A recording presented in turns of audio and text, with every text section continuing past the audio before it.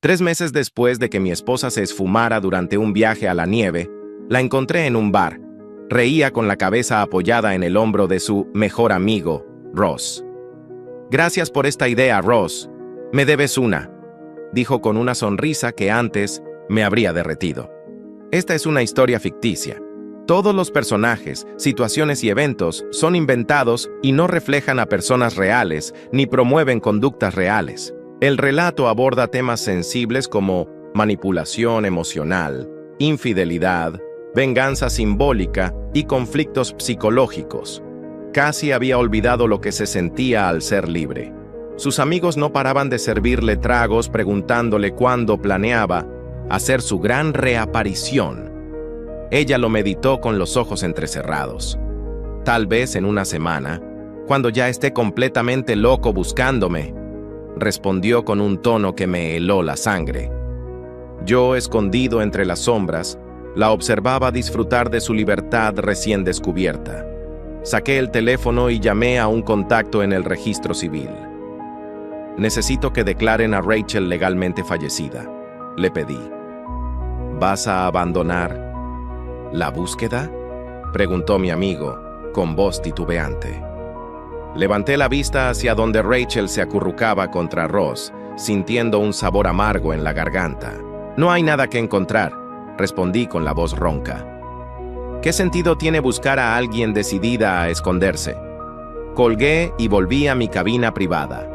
Alex, mi amigo de la infancia, notó mi expresión atormentada y me pasó un vaso de whisky. «Preston, han pasado 3 meses. Las posibilidades de que esté viva son casi nulas.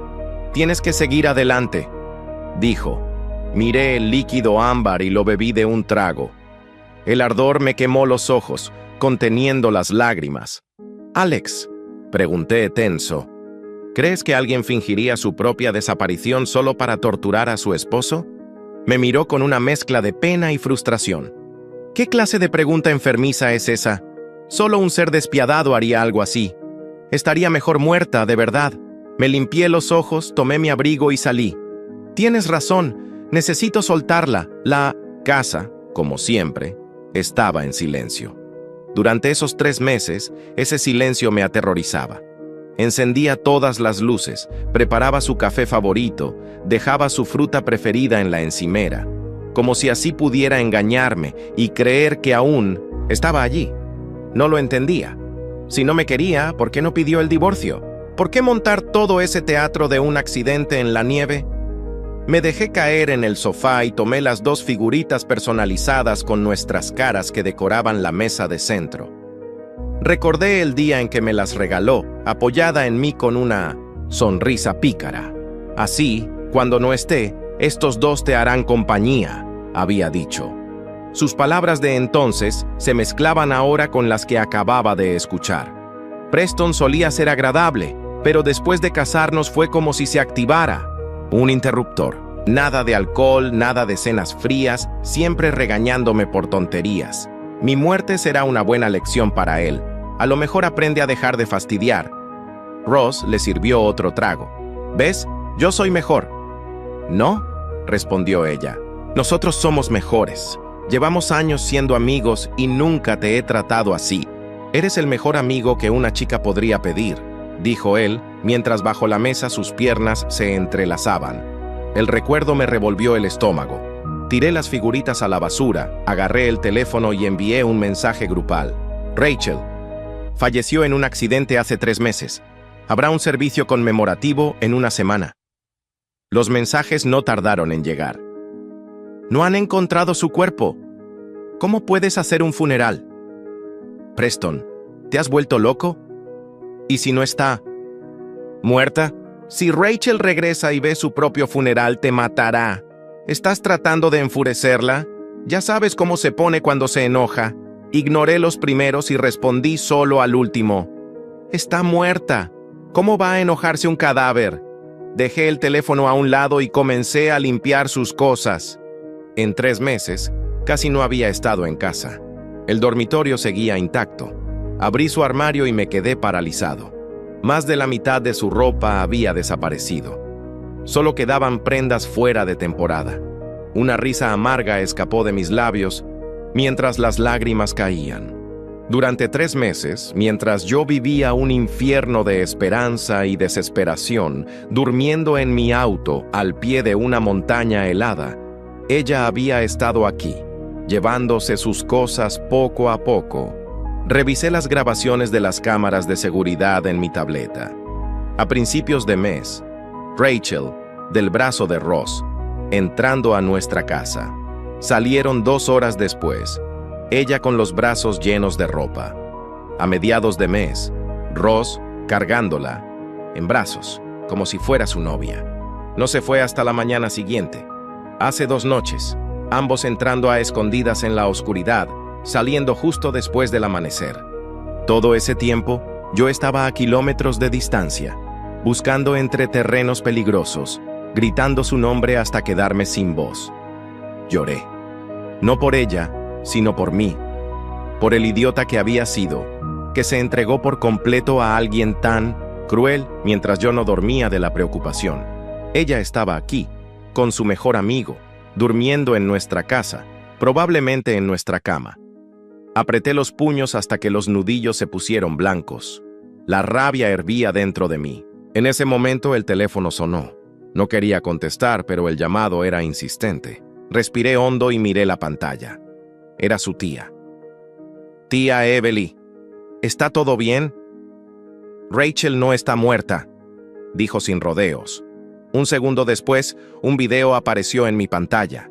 Era Rachel y Ross, abrazados, bebiendo del mismo vaso con una mirada que rozaba lo obsceno. Me quedé sin aliento. ¿Lo sabías?, preguntó Evelyn sorprendida. Lo sé, respondí, con los dedos temblorosos. Hubo un silencio incómodo al otro lado de la línea. Luego, una risa baja. ¿Y aún así vas a hacer un funeral? Todos me dijeron que estaba muerta. Les creí. Un funeral me parece apropiado. Evelyn guardó silencio un momento. ¿Así que ahora eres viudo? Sí, dije. Estaré allí, respondió. Otro video llegó. Alguien en el bar le mostró a Rachel mi mensaje grupal. Ella estrelló su copa contra la mesa, haciéndola añicos. Ross se sobresaltó, luego la abrazó y le susurró algo al oído. El bar estaba demasiado ruidoso para escuchar, pero vi cómo su furia se desvanecía visiblemente. Enterró el rostro en su pecho. Sin duda estaba enfurecida por el anuncio del funeral, pero fue impactante ver lo rápido que Ross podía calmarla. Cada vez que ella se enojaba conmigo, me tomaba toda una noche de reflexión y una disculpa suplicante para que siquiera me escuchara. Cerré los ojos, irritado, y guardé ambos videos. Justo cuando iba a dejar el teléfono, entró otra llamada. Era Ross. «Preston, ¿vas a hacerle un funeral a Rachel?», gritó sobre el ruido del bar. «¿Estás loco? Te digo que lo canceles o lo lamentarás cuando ella regrese». Colgué antes de que terminara, y abrazando una manta, me acurruqué en mi no de desciente. El sofá fue la noche más tranquila que dormí en 3 meses. A la mañana siguiente, llevé mis documentos al registro civil y actualicé el estado legal de Rachel. Luego, fui al apartamento de Ross. La puerta estaba cerrada. Toqué el timbre varias veces hasta que finalmente abrió. Llevaba una bata apoyado en el marco de la puerta. Unas marcas rojas recorrían su cuello, desapareciendo bajo el cuello de la bata. «Preston, ¿qué haces aquí?», preguntó con una mirada despreciativa. «Vine a invitarte al funeral de Rachel como su mejor amigo», dije. «Pensé que deberías estar». Ross se burló. «Preston, tú eres su esposo. Está desaparecida, sin cuerpo, sin rastro, y en lugar de buscarla, la entierras. Y si no está muerta, estás deseándole la muerte. ¿Qué clase de esposo hace eso?». Saqué el certificado de defunción recién emitido.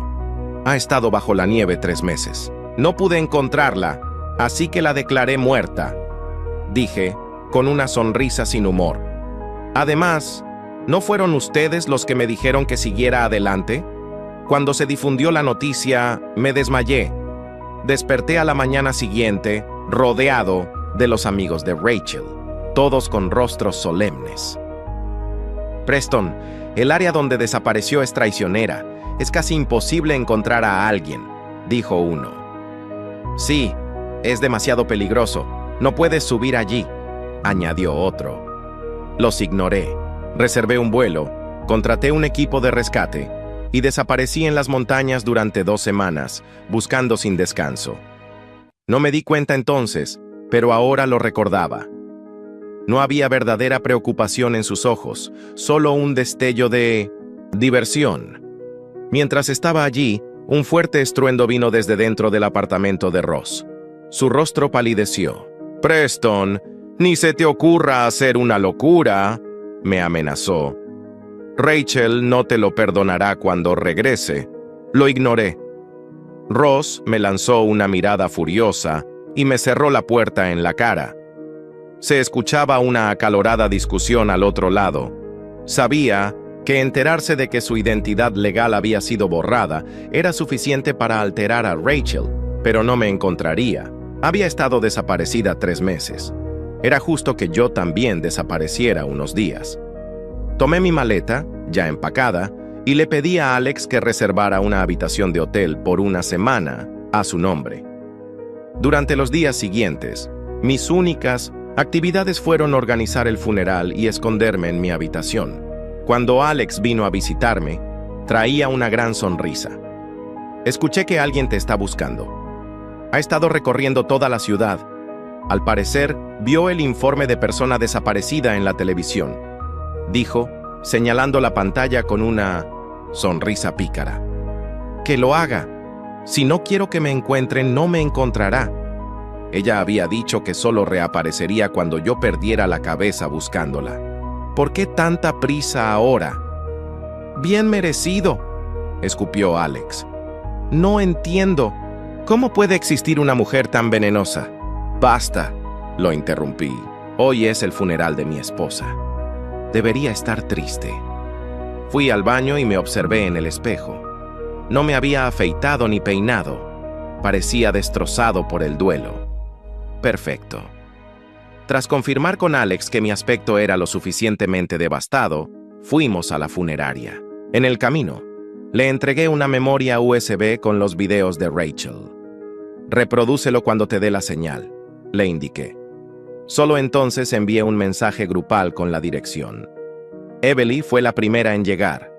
Se bajó del auto con un vestido negro elegante, tomó una flor blanca conmemorativa de mi parte y la prendió en su manga. «Mis condolencias», dijo, con una expresión perfectamente solemne. Después llegó una corriente de familiares y amigos que no sabían nada. Su dolor era genuino, y verlo me partió el corazón.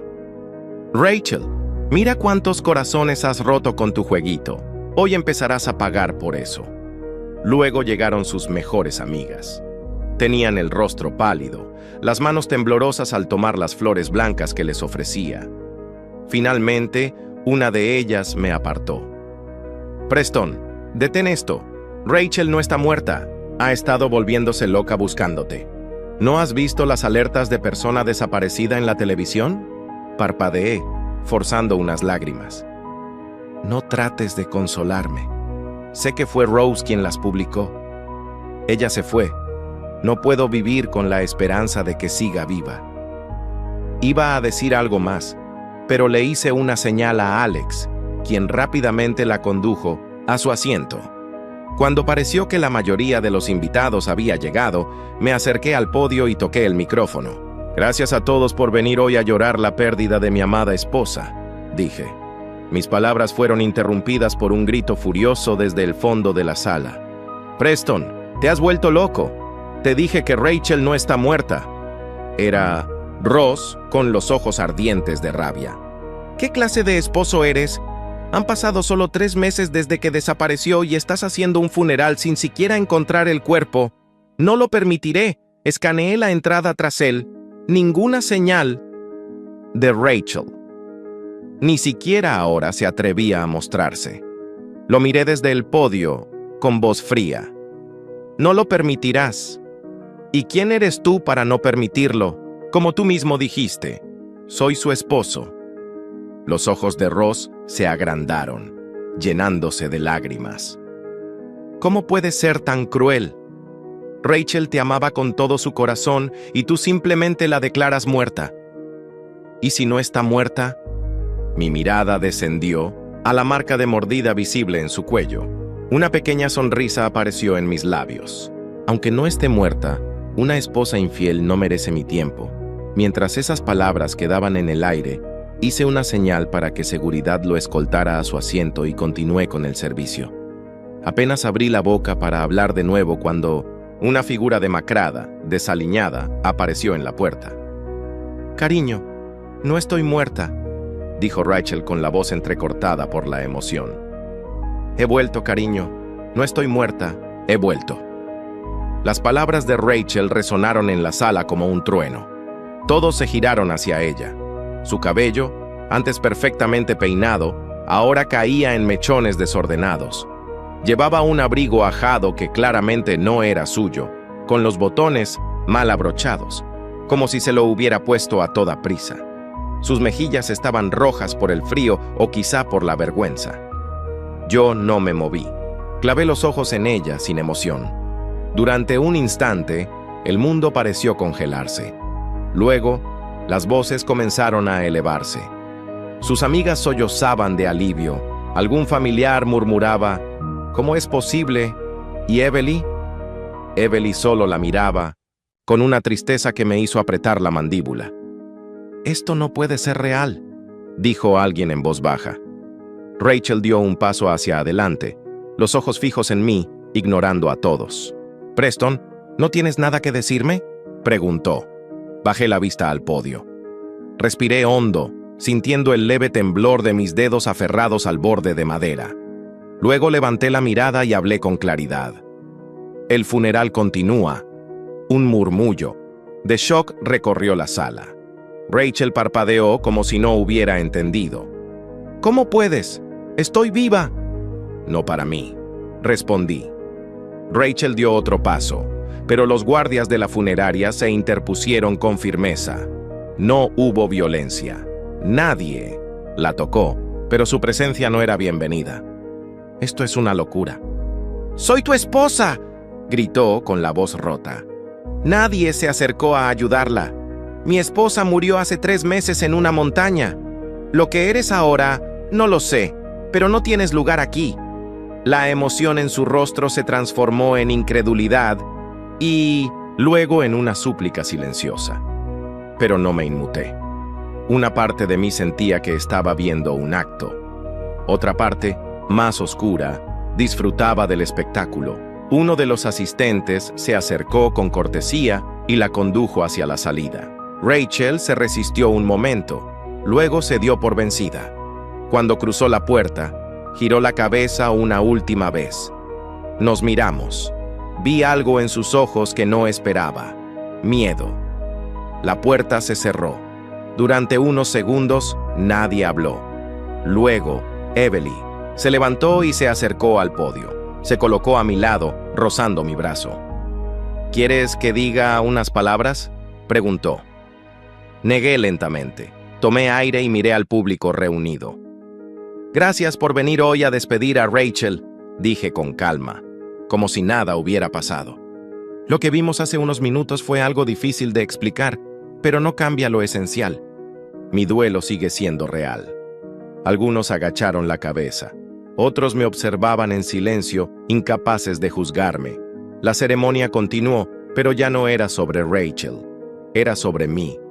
Después del servicio, volví a casa solo. Las luces seguían encendidas, como las había dejado. El café que solía preparar por rutina estaba frío sobre la encimera. El silencio me abrazó como un viejo amigo. Me senté en el sofá y miré las flores que alguien había dejado junto a la puerta.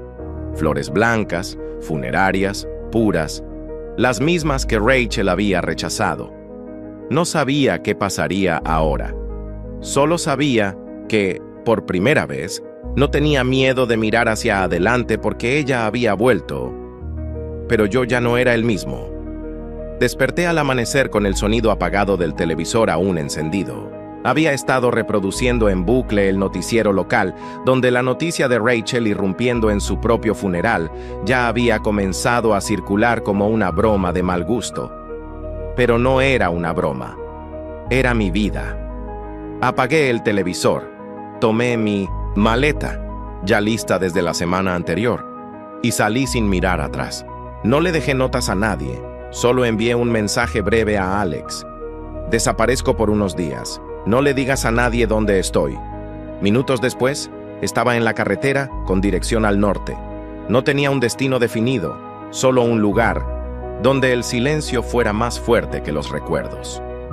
Conduje durante horas hasta llegar a un pequeño pueblo cerca del lago, donde nadie conocía mi cara ni mi historia. Renté una habitación en un hotel sencillo, con cortinas gruesas y un leve olor a madera vieja. El recepcionista no me hizo demasiadas preguntas. Pagué en efectivo bajo el nombre de Alex. Una vez dentro, apagué el celular y lo guardé en el fondo de un cajón. El mundo podía girar sin mí por un tiempo. Pasaron 2 días. En ese tiempo, Rachel empezó a recorrer la ciudad buscándome. Según me contó Alex en una breve visita, entró en bares, cafeterías, incluso fue a la comisaría local. Decía que estaba preocupada, que no entendía por qué me había ido así. Lloraba frente a las cámaras. Decía que me amaba. Las alertas de persona desaparecida comenzaron a circular por televisión. Mi rostro, mi nombre, mi última dirección conocida.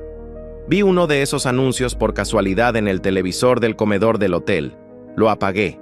Sentí una mezcla amarga, de ironía y asco. 3 meses atrás, cuando ella desapareció, todos me decían que la soltara, que probablemente no volvería, que la montaña se la había tragado. Ahora que yo decidía desaparecer, de pronto era una tragedia nacional. La hipocresía me revolvía el estómago. En la habitación del hotel, el silencio era espeso, pero distinto al de casa. Este no dolía. Era un silencio que no me mentía. Nadie había dormido en esa cama conmigo. Nadie había usado esa ducha ni dejado rastros en las sábanas. Era un lugar neutral. Una pausa en medio de la tormenta. Cuando Alex vino a visitarme, trajo noticias frescas y una bolsa con comida decente. Rachel te busca como una loca, dijo entre mordiscos. Ha pasado por tu casa, fue al hospital, incluso intentó hablar con tu abogado. Está asustada de verdad. No me interesa, respondí con frialdad. Fue simbólico. Legalmente sigue muerta. ¿No era eso lo que ella quería? Alex no respondió. Solo se recostó en la silla con esa expresión mezcla de incomodidad y respeto que usaba cuando yo tenía razón, y él prefería no admitirlo. ¿Sabes qué es lo más irónico?, dije después de un rato. Ella dijo que volvería cuando yo perdiera la cabeza buscándola, pero no esperó. Apenas desaparecí unos días y ya empezó a desesperarse. Quizás no es por amor, quizás solo odia no tener el control. Exacto, respondí. No era tristeza lo que sentía, era claridad. Por primera vez mis acciones no estaban motivadas por el dolor, sino por una elección consciente. Me estaba alejando porque era lo más sano que podía hacer. Me quedé en ese hotel 7 días, sin contacto, sin disculpas, sin explicaciones.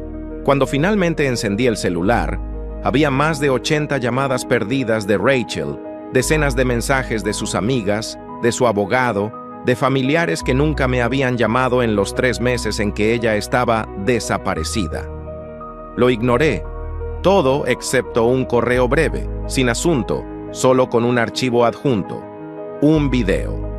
Era Rachel, sentada en lo que parecía ser la habitación de Emily, sin maquillaje, con los ojos hinchados. No voy a defender lo que hice ni justificarlo, dijo. No espero perdón. Solo quiero verte una última vez en la montaña, donde todo empezó. Podría haberlo ignorado, podría haberlo borrado, pero no lo hice. 3 días después, estacioné mi auto en el mismo pueblo alpino donde la vi por última vez antes de su desaparición. El aire era frío, seco. La nieve caía como si el tiempo no hubiera pasado. El chalet que habíamos alquilado juntos seguía allí. Lo había reservado ella otra vez. Cuando abrí la puerta, la encontré parada frente a la chimenea, abrazándose a sí misma. «Pensé que no vendrías», dijo sin mirarme. «No vine por ti», respondí cerrando la puerta. «Vine por mí, para cerrar esto». Rachel asintió lentamente. Tenía el cabello recogido en un moño desordenado. Llevaba una camiseta, de manga larga y pantalones de lana, nada como la mujer elegante que fingió su muerte. Solo una mujer rota, humana, real. Me senté en el sofá sin pedir permiso. 3 días, dije. Eso es lo que te ofrezco, ni uno más. Y quiero la verdad. No me mientas. 3 días, repitió. Y seré brutalmente honesta. El primer día. Casi no hablamos.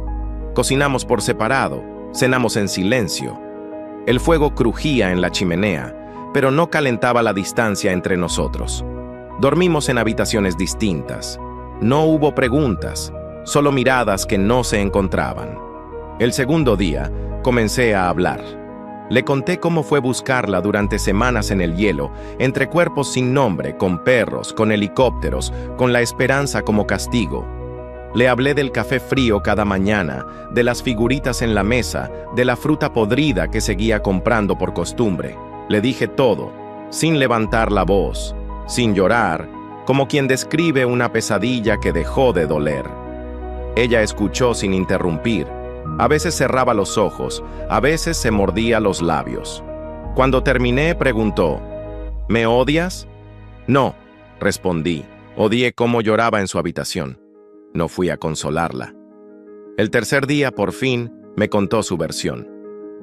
Ross me convenció de que estabas volviéndote paranoico, controlador, peligroso. Me decía que yo ya no era yo contigo. Y yo le creí. Quería escapar, pero no pensé en el daño real. Era un juego, una broma cruel. La miré en silencio. Y ahora entiendo que no eras tú el problema. Éramos los dos. Tú me apretabas, yo me escapaba. Nos hacíamos daño y lo peor es que lo llamábamos amor. Hubo un largo silencio entre nosotros. La chimenea se había apagado. ¿Te arrepientes?, pregunté. De todo excepto de esto, respondió señalando el lugar, de habernos enfrentado aquí, sin máscaras. Al día siguiente, nos fuimos en autos separados. No hubo abrazos, ni reconciliación, ni odio. Solo una tregua silenciosa, un cierre real. Y por primera vez desde que todo comenzó, me sentí libre. Volví a casa. El mismo lugar que me había tragado entero durante meses. La misma puerta que abría cada noche esperando un milagro. El mismo sofá. La misma cocina. Pero ahora no quedaba nadie por buscar. Había dicho adiós. No con flores ni abrazos, sino con la verdad que dolía más que cualquier entierro. Rachel ya no era una incógnita. No era un misterio que me atormentaba. Era solo una mujer a la que había amado y de quien me había liberado. Encendí las luces del salón una a una por costumbre.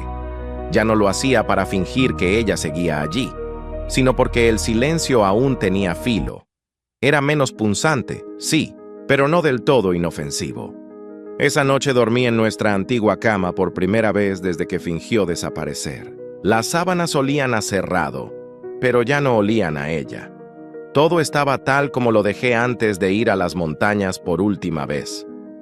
Saqué las 2 figuritas personalizadas de la basura. Aún seguían allí, aunque cubiertas de polvo, y las coloqué una frente a la otra sobre la mesa. Por la noche las observé largo rato. Ya no representaban a una pareja. Eran solo 2 figuras, 2 personas que alguna vez compartieron algo y luego se convirtieron en extraños. La primera noche dormí mal. Me desperté varias veces, sin pesadillas, pero con esa sensación de que alguien me miraba desde el umbral. Era el recuerdo, no un fantasma. La segunda noche, me senté en el suelo del salón con una caja vieja de fotos entre las piernas. Vi las imágenes del viaje a Lisboa, de la boda, de nuestro primer apartamento, juntos. Me obligué a mirarlas una por una, no para llorar, no para maldecir, solo para aceptarlas como lo que eran, fragmentos de un pasado que ya no me pertenecía. En una de las fotos, Rachel estaba sentada en mi regazo, riendo con la cabeza echada hacia atrás. La mujer en esa imagen parecía completamente distinta a la que enfrenté en el chalet. Más que distinta, ajena. La dejé a un lado. La tercera noche, invité a Alex a cenar. Trajo vino como siempre y una pizza mediocre de una pizzería que aún creía que el queso en exceso era una virtud. «¿Ya no estás desaparecido entonces?», bromeó al entrar. «Solo estaba tomando vacaciones del desastre», respondí. Nos sentamos en la cocina. No hablamos de Rachel durante casi toda la cena. Fue un alivio. Hablamos de su nuevo trabajo, de una serie absurda que estaba viendo, del gato del vecino que seguía usando mi porche como cama. Pero al final, inevitablemente, el tema regresó. «¿Y ahora qué vas a hacer?», preguntó Alex. «Ya no hay más funerales ni desapariciones falsas». «¿Qué sigue?». Me quedé en silencio por un momento. «No lo sé. Pero por primera vez en mucho tiempo, eso no me asusta». Alex asintió, como quien sabe que no hay nada más que decir. Después de que se fue, me quedé solo otra vez, pero esta vez el silencio no me pareció hostil. Era solo eso, silencio. Y yo estaba empezando a convivir con él. No esperaba volver a ver a Ross. Pensé que después del funeral se habría escabullido como una cucaracha cuando se enciende la luz, pero no. A veces, los que viven entre las sombras se aferran con más fuerza a la oscuridad. Fue Evelyn quien me escribió primero. «Ven, hay algo que debes ver». No era una mujer de muchas palabras ni de gestos dramáticos, así que conduje hasta su casa, sin hacer preguntas. Me recibió con su elegancia de siempre. Blusa negra, cabello corto cuidadosamente peinado, expresión impasible. Me ofreció té. Lo rechacé. «Está en el escritorio», dijo simplemente. En la pantalla de su computadora había una carpeta abierta. Videos, documentos, correos, todos con nombres familiares. Archivos que, según ella, estaban ocultos en un viejo disco duro que Ross había dejado olvidado en su anterior departamento antes de mudarse temporalmente con Rachel durante mi viudez. Abrí uno de los videos. Ross en primer plano, con su voz suave, esa voz que siempre usaba para manipular a todos. Estaba filmando a escondidas desde una esquina del bar donde solía reunirse con Rachel y sus amigas. En el fondo, se escuchaban frases que ahora reconocía con claridad. Preston no entiende lo que es divertirse. Está obsesionado con reglas, con control. Él te asfixia, Rachel. Yo te daría libertad. Te haría sentir viva. Ella reía, pero su risa, vista ahora, parecía menos auténtica, más nerviosa, como si no estuviera del todo convencida. Cambié al siguiente archivo, una conversación grabada sin consentimiento, esta vez en mi propia casa. Rachel decía que solo necesitaba un par de días más para llevarse las últimas cosas. Ross se reía. Él nunca sabrá que estuvimos aquí. Y si sospecha, ¿qué va a hacer? ¿Llorar frente al espejo? Cerré el archivo. Las manos me temblaban. «Sé que ya has pasado por suficiente, Preston», dijo Evelyn. «Pero pensé que merecías saber que no estabas loco, que no lo imaginaste todo. ¿Cómo conseguiste esto?» Ross me pidió guardar su antiguo portátil hace meses. Lo olvidó. Jamás lo abrió otra vez. Hoy me pareció el momento justo. Respiré hondo. Lo que más me dolía no era la traición. Ya estaba acostumbrado a ella, sino la forma cínica en que jugaron con mi mente. Me hicieron dudar de mi percepción. Me hicieron sentir culpable por preocuparme, por amar. «¿Dónde está ahora?» «Nadie lo ha visto desde el funeral», respondió Evelyn. «Según escuché, dejó su trabajo. Cambió de número». Asentí. Él sabía que el juego había terminado. Antes de irme, Evelyn me tocó el brazo. Su gesto fue inesperadamente cálido. «Tú no perdiste a Rachel, Preston. La perdiste hace mucho, solo que ahora puedes aceptarlo.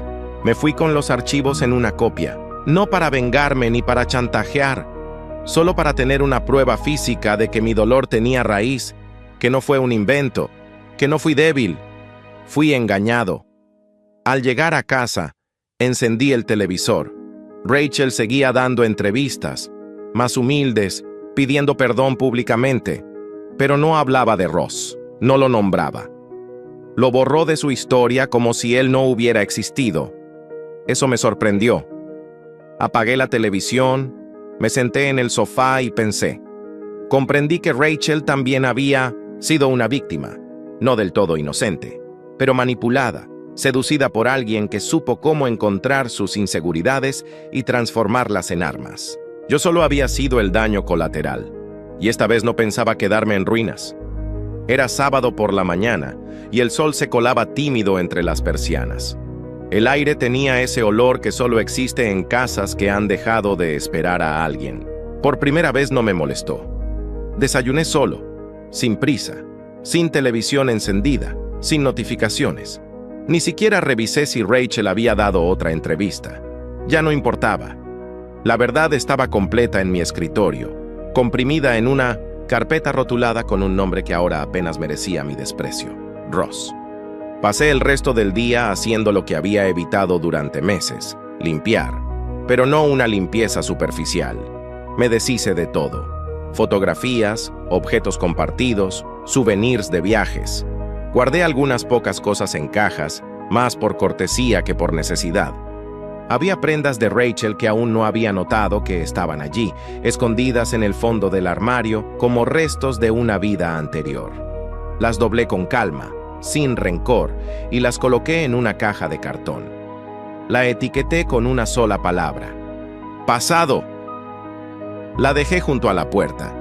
No tenía planes para la noche, así que decidí salir por primera vez en mucho tiempo, no para escapar, sino para estirar las piernas, respirar aire sin recuerdos. Caminé hasta el centro del pueblo, donde habían abierto una pequeña funeraria nueva, moderna por fuera, sobria por dentro. Había oído que su dueña era joven, discreta, de voz baja y humor ácido. La clase de persona que no preguntaba más de lo necesario. Entré sin saber por qué. La mujer en la recepción levantó la mirada al verme. Tendría unos 30 y pocos.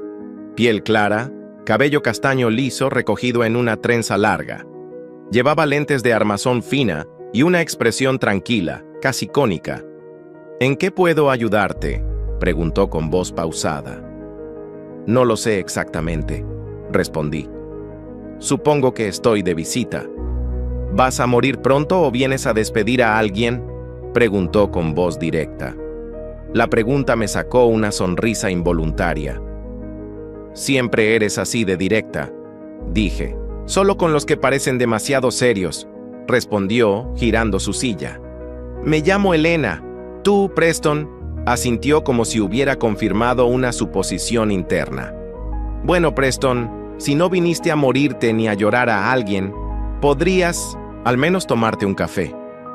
Hoy sobró, acepté. Minutos después estábamos en una pequeña sala lateral, tomando café tibio en tazas negras sin logo. Había un silencio cómodo entre nosotros. No necesitábamos llenar el aire con frases vacías. ¿Trabajas sola aquí?, pregunté. La mayoría del tiempo sí, respondió. Los muertos no requieren demasiada atención, son los vivos los que hacen el ruido. Eso es verdad, dije. Me observó por encima de la taza. ¿Perdiste a alguien? Sí, pero no de la forma habitual, admití. Infidelidad, mentiras, desaparición. Me miró y sonrió apenas. Trabajo con duelo, puedo olerlo en la piel. Fue todo eso, dije. Asintió lentamente, como si ya lo supiera. No hablamos mucho más. Me fui con una sensación extraña, ligera. No era atracción inmediata, ni siquiera curiosidad. Solo paz. Por primera vez, había conversado con alguien que no me trataba como una víctima, ni como un monstruo, ni como un pobre viudo. solo como alguien que sigue vivo. Rachel me escribió una sola vez después de nuestro encuentro en la montaña. Un mensaje corto, sin emoticones ni súplicas. Si algún día quieres hablar en serio, sin castigos, solo para entender, estoy en la casa de Evelyn los martes por la tarde. No más de 1 hora. Prometido. Pasaron semanas. Y un martes cualquiera, me presenté. Evelyn no dijo nada cuando me abrió la puerta. Me condujo al jardín trasero, donde Rachel estaba sentada con una manta sobre las piernas y una taza de té entre las manos. El cabello recogido, sin maquillaje. No parecía nerviosa, solo cansada. «¿Viniste?», dijo simplemente. «Solo por 1 hora», respondí. Asintió y me señaló la silla frente a ella. Me senté sin quitarle los ojos de encima. El silencio fue incómodo al principio. Después se volvió necesario. «Gracias», empezó. «Por venir, por no gritar, por todo». No respondí. «A veces me pregunto si alguna vez te amé de verdad», continuó. «Y no porque crea que no fue real, sino porque nunca aprendí a amarte bien», respiré hondo. «Yo tampoco lo hice bien. Confundí cuidado con control. Pensaba que protegerte era amarte, pero a veces solo te estaba apretando para que no te escaparas». Ella asintió lentamente. «Ross me hizo sentir que merecía más.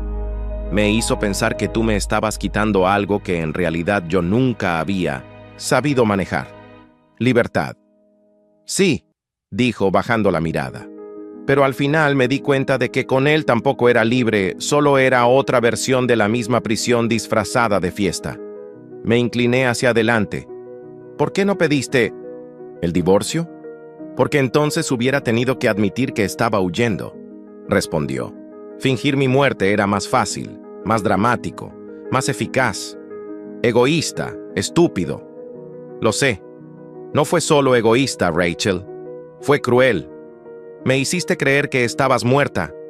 Me hiciste buscarte entre cadáveres. Eso no se arregla con un «lo siento». No. Busco arreglarlo», dijo. «Solo decírtelo». Pasó un momento. El viento movía levemente las hojas del limonero en la esquina del jardín. Una abeja zumbaba entre las flores. Por un instante, todo era normal. Todo era humano. «Hay algo que nunca te dije», murmuró de pronto. «Estaba embarazada cuando me fui. Sentí como el aire se escapaba de mis pulmones. No lo sabía», añadió rápidamente. «Lo descubrí después, pero no quise decírtelo. Me pareció cruel y cuando lo perdí, supe que no me correspondía ser madre de nada. El silencio que siguió fue tan brutal que casi dolía. Yo no podía mirarla». «¿Por qué me lo dices ahora?». «Porque mereces saber que no solo perdiste una esposa. También perdiste un hijo, aunque sea uno que nunca llegó a nacer». Me quedé ahí, sin saber si sentir ira, tristeza o simplemente nada. «No me odies», susurró. «No lo hago», respondí. «Pero tampoco te quiero». Rachel cerró los ojos. Por primera vez parecía en paz con eso. «¿Ya está?», pregunté. «Sí», respondió. Me levanté. No le tendí la mano. No la abracé. Solo caminé hacia la puerta. Pero antes de cruzarla, me detuve. «Gracias por decirlo», dije. «Gracias por escucharlo», respondió. Y esa fue la última vez que vi a Rachel Harper. No pensé en ella al día siguiente, ni al siguiente, ni al otro. No porque la hubiera olvidado, sino porque por fin ya no vivía en cada rincón de mi cabeza. Su presencia había sido reemplazada por una idea aún más poderosa. El silencio real. No el que fingía para sobrevivir, sino el que se siente cuando uno deja de necesitar que el otro regrese. Pasé más tiempo fuera de casa. Caminaba, leía, volvía a escribir en una libreta vieja que había abandonado. Hacía cosas simples, cosas mías, cosas que no compartía con nadie. Una tarde, mientras caminaba por el centro, pasé frente a la funeraria. No pensaba entrar, pero Elena estaba afuera, encendiendo un cigarro con los dedos cubiertos por guantes, sin dedos. Su trenza caía por un hombro y llevaba una chaqueta de lana verde oscuro. Me miró con esa expresión suya, entre curiosidad y escepticismo. Creí que los fantasmas no regresaban al lugar donde murieron, dijo. No soy un fantasma, respondí. Solo uno que camina lento. Apagó el cigarro y me hizo un gesto, con la cabeza. Tengo media hora. ¿Vienes o solo querías poesía barata? Entré. Nos sentamos en su pequeña cocina, entre plantas mal cuidadas, y una cafetera que hacía más ruido que café. ¿Y bien?, preguntó. ¿Cómo se siente haber enterrado a alguien que sigue viva? No se siente como un crimen, respondí. Más bien como un acto de misericordia. ¿Y tú sigues vivo? Eso creo, dije. Elena me estudió por un momento. Tienes razón, dijo de repente.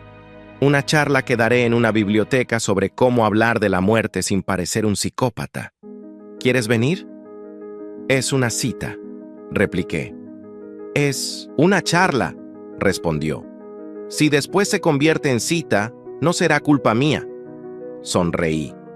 Hacía semanas que no lo hacía sin pensar. Fui. No porque quisiera impresionarla ni porque estuviera buscando algo, sino porque quería estar cerca de alguien que no esperaba nada de mí. Elena hablaba sobre el duelo con una mezcla de crudeza y ternura que dejaba a todos en la sala inmóviles. No intentaba consolar, no vendía esperanza, solo decía la verdad. Después de la charla, caminamos juntos hasta mi coche. Gracias por venir, dijo. No es común que alguien vuelva a respirar después de una muerte simbólica, respondí. ¿Y si no quiero solo respirar? ¿Y si quiero vivir? Entonces empieza por no cargar más tumbas encima, dijo. Nos despedimos con un leve roce de manos. Nada más. Pero esa noche supe que había hecho una elección. Ya no quería recordar a Rachel. Quería descubrir quién era yo sin ella. Sucedió sin ceremonia, sin lágrimas, sin abrazos. Una mañana nublada, llegué al despacho del abogado con los documentos en mano. Rachel ya estaba allí, sentada frente a la mesa, las manos entrelazadas, con fuerza, como si temiera desmoronarse si las soltaba. Vestía formal, sin joyas ni maquillaje. Solo ella, expuesta. No nos saludamos. No hacía falta. Firmamos uno a uno. Cada trazo con la pluma era como sellar una herida que llevaba demasiado tiempo abierta. No hubo drama. Solo un final silencioso. ¿Quieres quedarte con las figuritas?, preguntó de pronto sin mirarme. No, respondí. Guárdalas tú. Ya no significan nada para mí. Asintió. No discutió. ¿Te arrepientes de haberme amado?, preguntó de repente con la voz más temblorosa de lo que pretendía. La miré con calma. No me arrepiento de no haberme amado lo suficiente, dije. No hubo respuesta, solo el sonido de los papeles siendo archivados por el abogado. Salimos sin decir una palabra más. El cielo seguía gris. No llovía, pero el aire estaba cargado, como si también él contuviera algo que necesitaba liberar. Caminé sin rumbo por unas calles que ya no me eran tan familiares. Entré en una librería, hojeé un par de títulos. Nada me atrapó. Me fui. Cuando regresé a casa encontré un sobre viejo sobre la mesa, mi nombre escrito a mano. La letra era inconfundible. Ross. Junto al sobre había una nota breve de Emily. Me lo entregó hace un tiempo.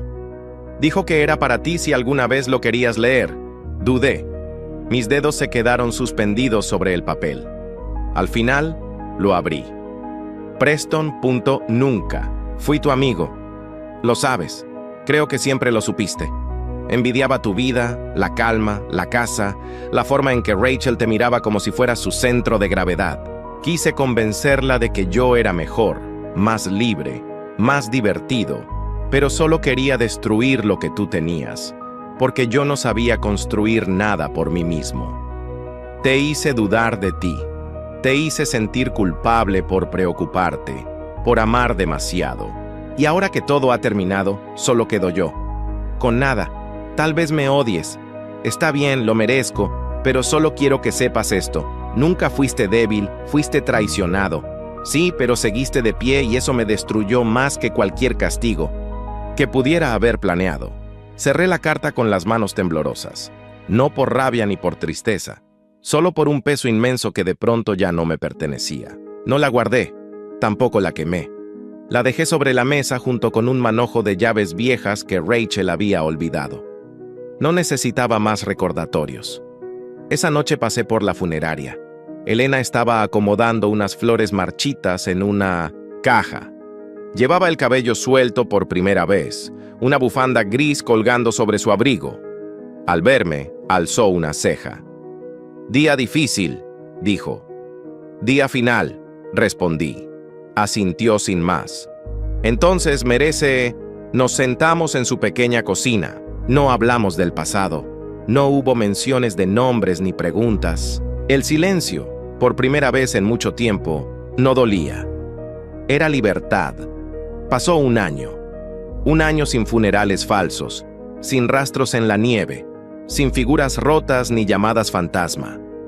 La ciudad cambió poco, pero yo no. O quizás sí. Me movía de otra manera. Dormía mejor. No soñaba con ella. Ya no recordaba su voz al despertar. Y cuando a veces aparecía su nombre en alguna conversación, lo dejaba pasar como si ya no tuviera ancla.